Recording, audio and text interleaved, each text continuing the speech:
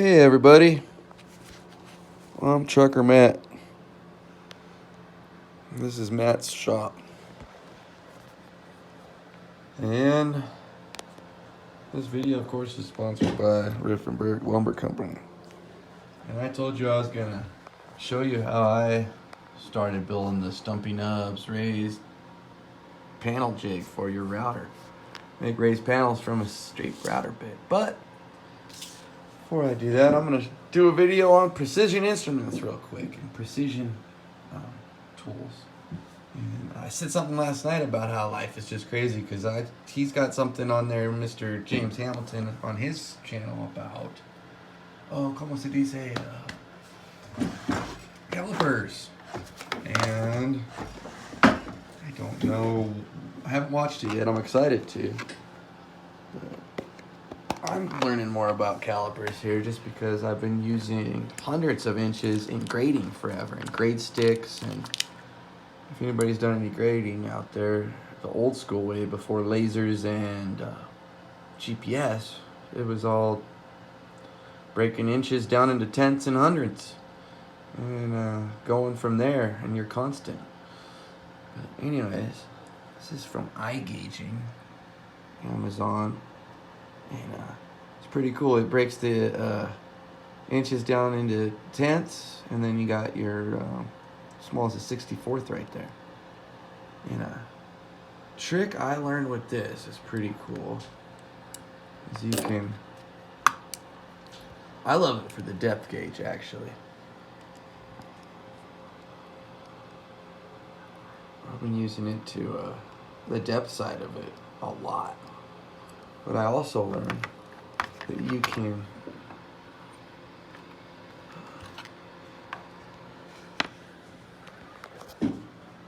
use it to set the actual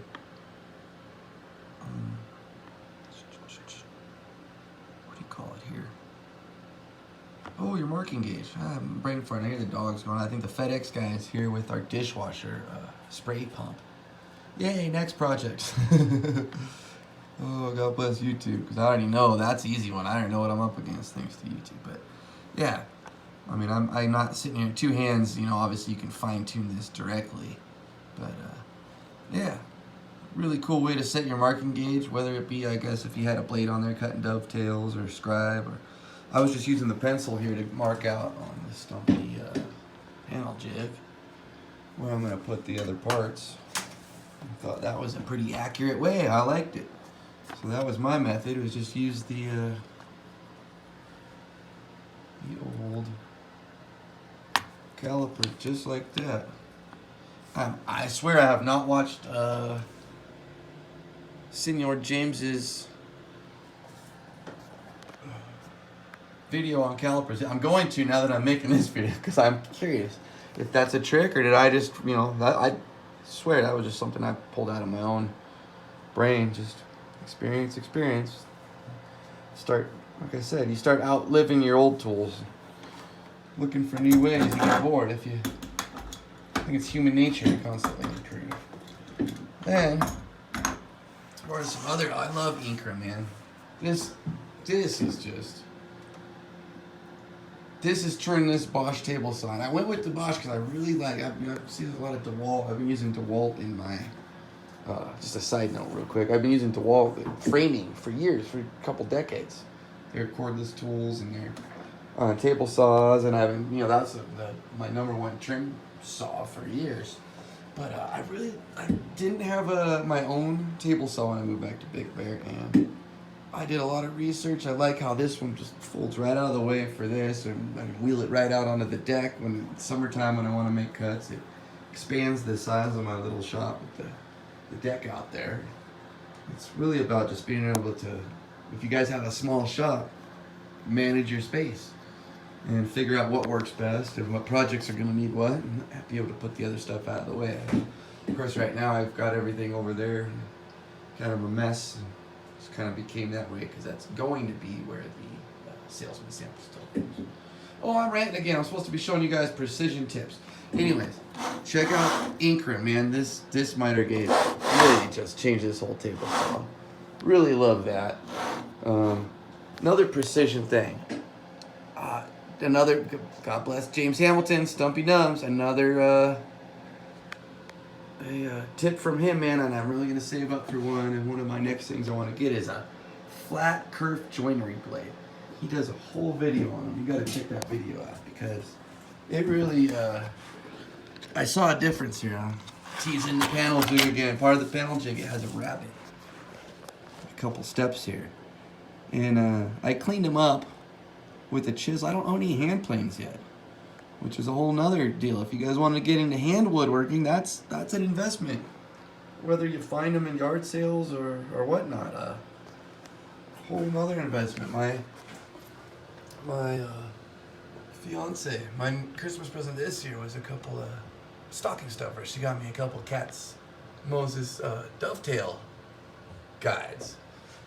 Well, now I need a bunch more tools to cut dovetails, which I'm excited to do. And had I known that it was going to cost so much money to start cutting dovetails by hand, would I have invested in the Porter Cable dovetail jig? That was my first dovetail practice little drawer there. I'm probably going to make Grandma like a knick-knack shelf out of it. See all the excess glue. I was just playing around, and now it became something cool, and I want to clean it up. So yay! Some sanding to do there. Whole nother thing. Back once again, we're sidetracking. So yeah, flat kerf joinery. That would have really been cool when I was making the rabbit for the Stumpy Nubs raised panel jig. So once again, check out his YouTube channel or his e-magazine there, stumpynubs.com, and you can get plans for the raised router panel jig and see all about flat kerf joinery. If you don't know what a flat kerf joinery blade is, go watch that video. It's a really educational, interesting video that'll teach you a lot and give you some new ideas. So anyways, back to precision stuff. I love using the caliper to help me set my marking gauge. Love Incra and that thing. I mean, once you fine tune it, that scale is dead on to the 16th. I mean, I trust it now that I've made a few cuts here and there. Really cool stuff. They make precision on Amazon if you find the right, you can read the reviews. Got a really cool little marking knife here.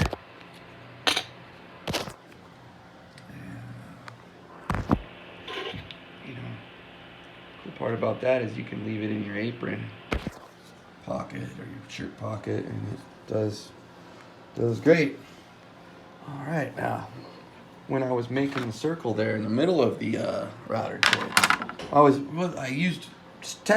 just trying to measure what size bit do I need, what size blade. Well, I figured out something pretty cool. You guys want to make a 2-inch circle? One of these Incra. This is the centering roll. It could be any of these Incra rollers with the holes and the precision lines in them there. But what I've figured out, just came to me real quick, was, hey, if I wanted to make a circle that was, what was I going for? Like 2 1/4 circle, then I'd put this at 1 1/8. And bam-o, bam-o, right there's a 2 1/4 circle. You know, if you wanted a 2, you just find a spot where you put that right there, that 4,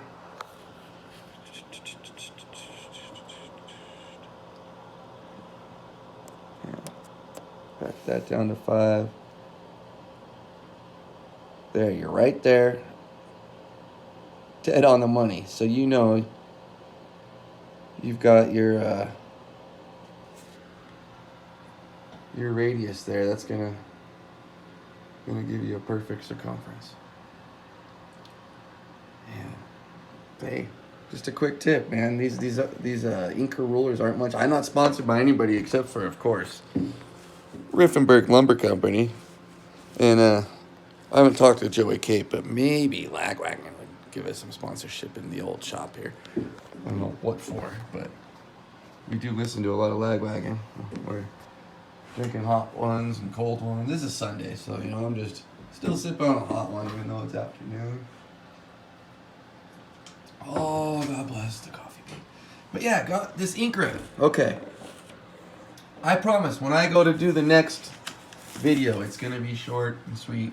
Show you just what I did to the Stumpy Nubs raised panels. It will really be video number 4 in Matt's shop. I'm going to do it. But yes, these Incras are really cool. There's a protractor in the middle of this for centering. They sell all kinds of cool stuff. I mean, you could do the same thing with this. Doesn't have to be the centering. All these guys got little dots. So right there, boom. We got our 8 and 7, 1 inch. Make a 2 inch circle. Easy as that, or whatever you want. I mean, just using that to be simple. Yeah, compass and an Incra roller. Accurate circles every time. Precision. Staedtler Mars. My stepkid, well, for lack of a better term at this, my soon-to-be stepkid was out in Germany. I love the Germans. I love all the steam engines and little trains and stuff. They guys have some amazing technology when it comes to just cool stuff, just cool engineering. But Staedtler Mars, man, they make awesome pencils. You can sharpen them. The cool thing is they have a sharpener in the back, and I keep one end really sharp. You can buy a secondary sharpener, like just for this lead, and the lead is darn instructive. Well, I was putting up marking when I got rid of the stinking. What do you say? Oh, the old school lights, the tubes, the fluorescent lights. I was putting those in. I dropped a lead out of the pen. I went to make a mark, and I opened it, and the whole lead slid out, and the tip, dulled when it hit, but it didn't break the whole long stick of lead. That was a longer one. Anyways, so Staedtler Mars, and even these erasers are bitching for erasing on wood. If you make a mark in the wrong spot and you don't want an eraser there to sand out later, or you're doing finish work on drywall, really cool stuff. Staedtler Mars. Wixie, this height gauge is pretty stinking cool. I like it. It has its moments where sometimes it can't work because of just how it sets there. So it has to be really level, flat. It has its applications for sure. That thing is one of the funnest planer attachments ever. I mean, I have a lot of fun. It makes you think, because you can do your math backwards and all kinds of different just ways to think about numbers when you're playing stuff with that, and gets you thinking outside the box in new ways, and talk about precision. Once you get it dialed in, you're precise. Just a quick word of advice, anybody. Like I said, I got my 10 by 10 deck out there, kind of expand the shop in the summer, or bigger projects when I'm doing stuff that I might need to run something a little bigger through there. If you take that out in the sun, make sure to build a little umbrella. I just came with tonight. Maybe next time I'll put a piece of what do you call it? Painter's tape, masking tape over it. Something. Put something over this so that the sun. I got lucky. The sun started to destroy the display and turn it into what do you call it? Like almost. When you smash an iPhone or a Droid screen and they turn all black, that black stuff. I got scared for a second, but I prayed over it first, and then of course it came right back, and now I don't take it out in the sun. And I think I was blessed there. It didn't get destroyed, so grateful for that. But yeah, these are really cool, man. Wixie, check them out. Any other precision stuff while I'm giving you guys precision? Chameleon. Really like their tape measures. I have the big, giant framing ones forever, but they got some really tiny tape measures. I'm starting a tiny tape revolution at work. Really tired of it. Oh, these little squares, perfect for setting up angles on saw blades. Well, getting a 90, of course. And then, don't know if you can see that company. I don't even know what the company was, and I'm sure I'll get better at putting up links in my thing for you guys in my channel. But That thing is basically just a block to set your 45 or 135 on your joiner there. But yeah, 45 stops. There it is. Perfect every time. These Irwin, of course, Stabila. There's just precision in the name. But Irwin, I didn't realize they have some pretty darn good squares too. Scales on them. See, it depends on maybe which ones you get, how they were machined, but the scales seem to be pretty accurate. So, as far as precision and stuff like that goes, and yeah, I love Incra, man. How cool is Incra? We got a 3-inch T-square. Really cool. Another Asian company. Is it China? Oh, Japan. Yeah, Japan. Usually, when it comes to woodworking, I'm impressed with the Japanese. I mean, we all hear about their furniture making, but yeah, a lot of the stuff I find on Amazon that comes from Japan, which I believe is where that 45 stop square is. These also Japanese. Quite certain that marking gauge I showed you guys, Japanese. Yeah, I have another caliper here, a metric caliper. I believe this one helps me convert, which is cool. If you're scared of the metric system, this might help you. Does it? Yeah, this one has inches and millimeters. So you can, that helps you convert right there. You can actually physically see it as you slide in real time. I wish I'd had a tape measure back in high school. Once I became a carpenter, my fractions became phenomenal because I had it physically laid out for me. There's the fractions. But yeah, so anybody that I know they make digital calipers. I like the old school ness of these. This was the Anytime Tools, shockproof. This was eye gauging. Yeah, pretty cool tools, man. Everything real precision. Another long video. Okay, my next video. I'm teasing it because I know how to do radio. I'm steering the ship, guys. Steering the ship. Anyways, I am gonna tease it one more time. Check this guy out. Pray for Stumpy Nubs. He has little, I believe it was power carving accident, but he's doing better, and I know he's gonna get full usage back in his hands. And there's our, that's what we're building. Actually, was blessed once again when I moved in. The guy left us a new garage door. I still got to install that, but some 11 ply. Pretty cool. All right, here we go. So we are off to do the next video. I am going to show you my progress on James Hamilton from Stumpy Nubs Woodworking Journal, stumpynubs.com. My build of his router raised panel jig. You can get these plans for $5 on his website. And here's all the information you need. And here we go. Coming up next, part 1 of my Stumpy Nubs router raised panel jig project. Thanks for watching, and as always, whether it's a hot one or a cold one, whatever you're enjoying, whatever kind of a beverage you are partaking in, quench your parched throat. Please, do something for the Lord today. Thank you, guys.